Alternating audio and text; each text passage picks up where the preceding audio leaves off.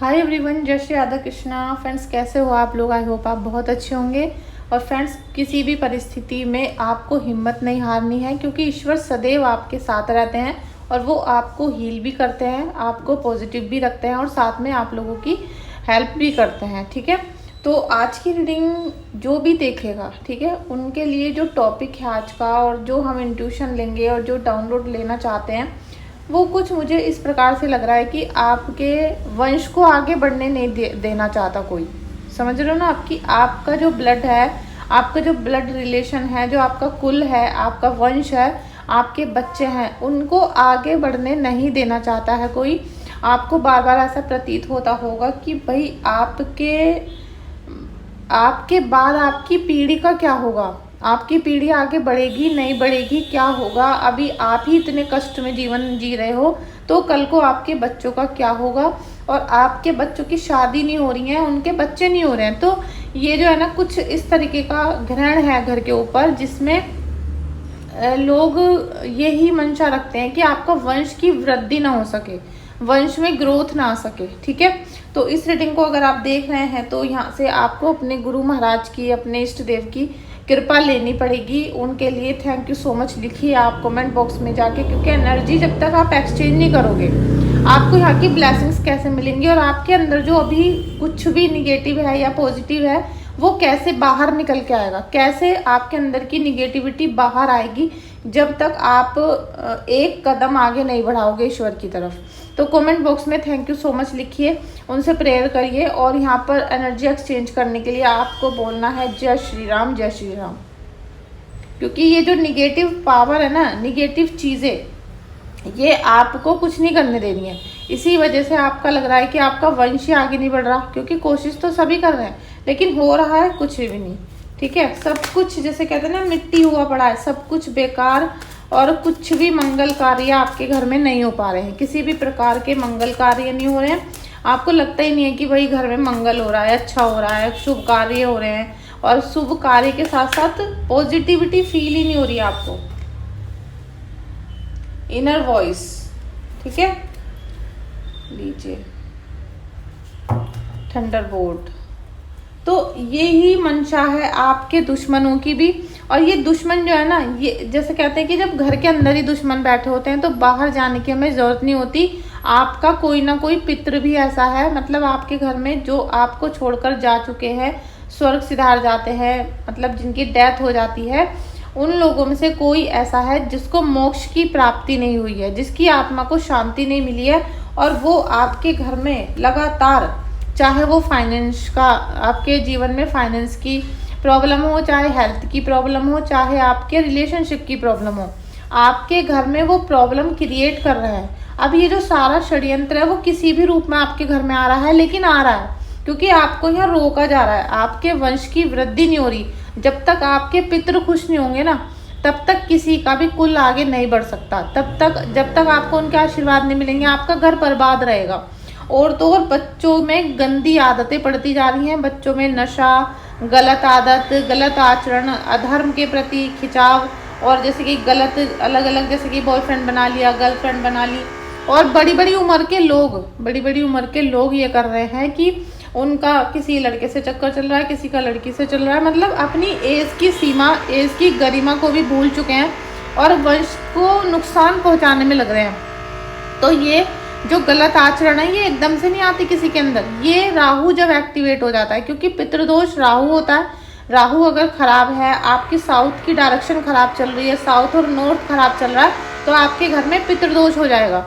और पितृदोष पहले से ही कुंडली में लिखा था और आपने अपने घर में वास्तु दोष करके उसको बढ़ा लिया, तो राहु क्या करेगा, आपके अंदर गलत आचरण पैदा करेगा। अब आप तो भक्ति मार्ग पे रहते हो, आप पूजा करते हो, बड़े बुजुर्ग भी हो, तो आपके अंदर सोचने समझने की ताकत है, लेकिन आपके बच्चों के अंदर नहीं है वो। आपके बच्चों को राहु ने इस तरीके से मकर जाल में फंसा लिया कि उनका जीवन बर्बाद हो रहा है, उनका जीवन पूरी तरीके से बर्बाद किया जा रहा है। लेकिन यहाँ पे आपको अपने दिल की बात सुनने की ज़रूरत है। जैसे कहते हैं ना, भोले शंकर और हमारी जो रीढ़ की हड्डी होती है, जो हमारे 7 चक्र होते हैं, 7 चक्र, जिन्हें आप बोलते हो कि 7 चक्र ओपन नहीं है, हमारा हार्ट चक्र, हमारा ये वाला चक्र, हमारा वो वाला चक्र, ये सब शिव शक्ति की उपासना करने से और ओम का जाप करने से, ठीक है, ओम का निरंतर जाप करने से आपको ये पता चलेगा कि आपके पितर आपसे क्या चाहते हैं। जब तक आप एकांत मन में बैठकर उनसे पूछोगे नहीं तब तक वो आपको बताएंगे नहीं। जिनको मोक्ष मिल गया है आपके यहाँ, आपके कुल के अंदर जिनको मोक्ष मिल गया था, वो आपको इशारा करते हैं सपने में आके कि भाई यहाँ गलती हो रही है, इसे सुधार लो। लेकिन आप सबको ही पितर मतलब सबको ही प्रेत मान लेते हो। आप सबको मान लेते हो कि सारे ही पितर जो भी स्वर्ग मतलब जिनकी भी डेथ हुई थी वो सभी पितर बन गए, वो सभी देवता बन गए। ऐसा नहीं है। जिन लोगों को मोक्ष मिल जाता है, जो नेचुरल डेथ से मरते हैं या उनको किसी प्रकार का कष्ट नहीं था, अब उनके जीवन में डेथ ही आ रही थी और उनकी डेथ हो गई, तो वो मोक्ष पा लेते हैं, वो चले जाते हैं। लेकिन कुछ लोग ऐसे होते हैं जिनकी डेथ होती है अकारण से, मतलब कोई कारण नहीं, कुछ नहीं, किसी ने काला जादू कर दिया, डेथ हो गई, किसी ने आपके घर पे कोई प्रकोप डाल रखा है, ग्रहण लगा रखा है या मारण क्रिया कर रखी थी और आपके घर में किसी की सडनली डेथ हुई है, तो वो लोग प्रेत बन के आपके घर पे ही मंडराते रहते हैं और वो आपके वंश को आगे नहीं बढ़ने देते। यही सारी कंडीशन आपके घर पे हो रही है और यही बहुत बड़ा पॉइंट है जिसे आपको सुधारने की बहुत ज़्यादा ज़रूरत है। ठीक है, thank you so much Kanha ji, thank you so much Radha Rani, thank you so much, thank you so much, thank you so much Kanha ji, thank you. देखिए 9 of cups, thank you Kanha ji, thank you so much. ये कार्ड जस्टिस, द वर्ल्ड और 9 of cups और ये है 10 of cups. जय श्री राम, जय श्री राम, जय Shri Ram. Friends, आप प्लीज़ अगर आपने अभी तक चैनल को सब्सक्राइब नहीं किया है तो सब्सक्राइब कर सकते हो और बेल आइकन को प्रेस भी कर सकते हो। ठीक है, लाइक शेयर सब्सक्राइब कर लीजिएगा जिससे आपकी एनर्जी एक्सचेंज हो सके। ये भी देखिए कप्स का ही कार्ड है, 4 ऑफ कप्स और द मून का कार्ड भी आ गया है, वॉन्ड्स का कार्ड और है ये night of cups. Thank you Radha Krishna, Fortune, temperance. देखिए ये जो मैंने आपको बताया था ना कि जब घर के लोग ही आपकी जान के दुश्मन बन जाएं, क्योंकि घर परिवार के लोग ही बहुत ज़्यादा दुश्मन हैं। अब उसमें कोई बहू आ जाती है, कोई बेटा हो जाता है, कोई भी बाहर का सदस्य एंट्री कर ले, उसको कोई फर्क नहीं पड़ेगा। ठीक है, उसे कोई फर्क नहीं पड़ेगा। अब जो रिश्ता निभा कर आया, जिसने फेरे कर लिया और वो इस घर में आ गया, तो उसके ऊपर भी वो ब्लैक मैजिक वाला जो सारा प्रकोप है वो आ जाएगा। ठीक है, क्योंकि शादी आपने करी है, आपने पितरों को भी माना, आपने देवी देवताओं को भी माना, आपने अग्नि प्रज्वलित करी, आपने फेरे ले लिए और आप उस घर के अंदर आ गए, तो आपके ऊपर भी वो सारे रूल्स एंड रेगुलेशन अप्लाई होंगे जो उस घर की थी। चाहे वहाँ पितृदोष था, चाहे वास्तु दोष था, वो सब आपके ऊपर आएगा, क्योंकि आपका वंश ही तो आगे बढ़ने नहीं देंगे वो। अगर बहू ठीक चलने लगी या बेटे अच्छे आचरण करने लगे तो वंश तो आगे बढ़ जाएगा, लेकिन यहाँ पे वंश को आगे बढ़ने से रोका जा रहा है। ठीक है, thank you Radha Krishna, thank you so much. Friends, अगर आप लोगों को रीडिंग बुक करनी है तो आप मुझे व्हाट्सएप पे मैसेज कर सकते हो, और अगर कोई प्रोडक्ट का ऑर्डर करना है तो भी व्हाट्सएप पे मैसेज करोगे। ठीक है, तो हमने बहुत सारे कार्ड आज ले लिए हैं, बहुत सारी मैंने एनर्जी ले ली है, क्योंकि बहुत दिन से मैं रीडिंग कम ही कर रही हूँ।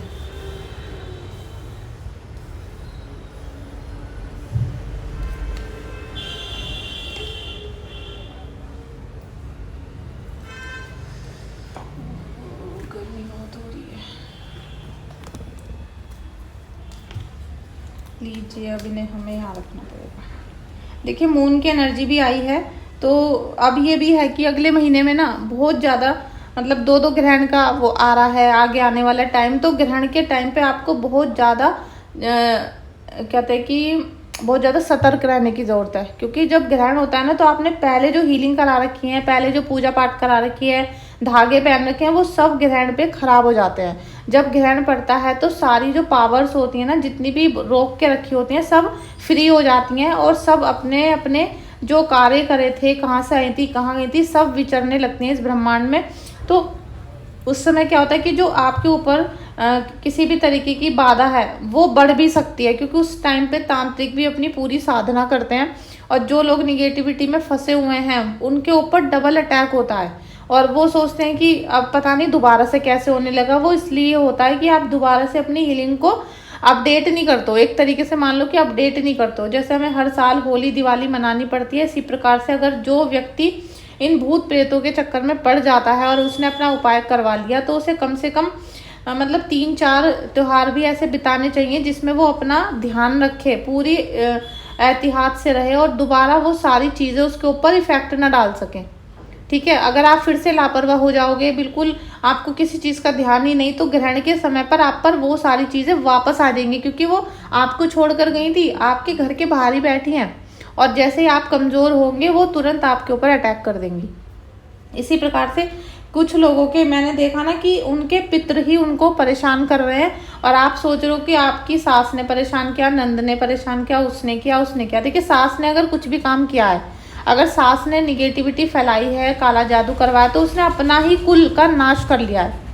उसने अपने ही कुल का नाश कर लिया, क्योंकि उसने अपने देवताओं को आगे नहीं रखा, अपने कुल देवी को आगे नहीं रखा।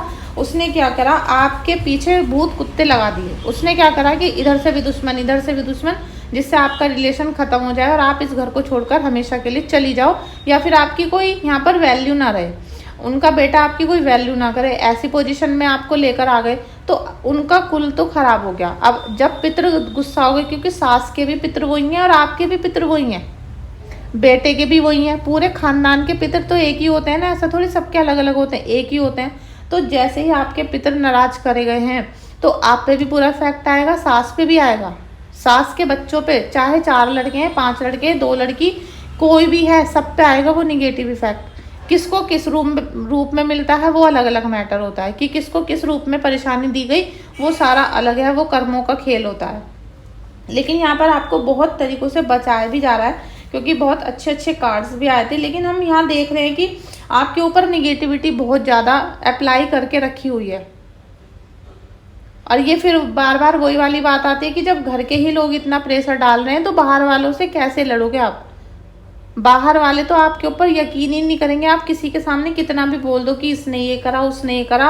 आपने अपनी आंखों से भी देखा है ना किसी को कुछ सामान रखते हुए, तब भी आप पे कोई यकीन नहीं करेगा, क्योंकि इस चीज़ का कोई सबूत नहीं होता। आप कोई कैमरा लेकर तो बैठे नहीं थे कि आपने किसी की रिकॉर्डिंग कर ली, लेकिन कोई भरोसा ही नहीं कर रहा है आपकी बातों पे। इतना मतलब इन्होंने अपना प्रेशर बना के रखा हुआ है। और जब तक ये पितृदोष का, जब तक पितरों की शांति नहीं होगी, आप गया जी जाके कर लो, हरिद्वार जाके कर लो, जहाँ मर्जी वहाँ जाके कर लो, आपके जब तक पितर खुश नहीं होंगे तब तक आपके घर में सुख शांति नहीं आने की है। ना लड़ाई झगड़े बंद होंगे, ना ही आपका जो बिजनेस है, जॉब है, या बच्चों की शादी है, मतलब आपको जो ब्लड का एक वो होना चाहिए ना कि बेल चल रही है जी हमारी, तो अब इसके बच्चे हुए, फिर उसके बच्चे हुए, फिर उनकी शादी हो गई, तरक्की हो गई, घर बना लिया, मतलब आगे बढ़ना, वो सारी बेल उन्होंने काट दी आपकी। तो जब तक पितर नाराज रहेंगे तब तक ये बेल कटती रहेगी, आगे नहीं बढ़ेगी। जैसे ही पितर खुश हो जाएंगे, ऑटोमेटिक सारे काम, जैसे कहते हैं ना कि अब बस एक ही काम करा था हमने, तो उसी से सारी चीज़ें हमारी ठीक हो गई।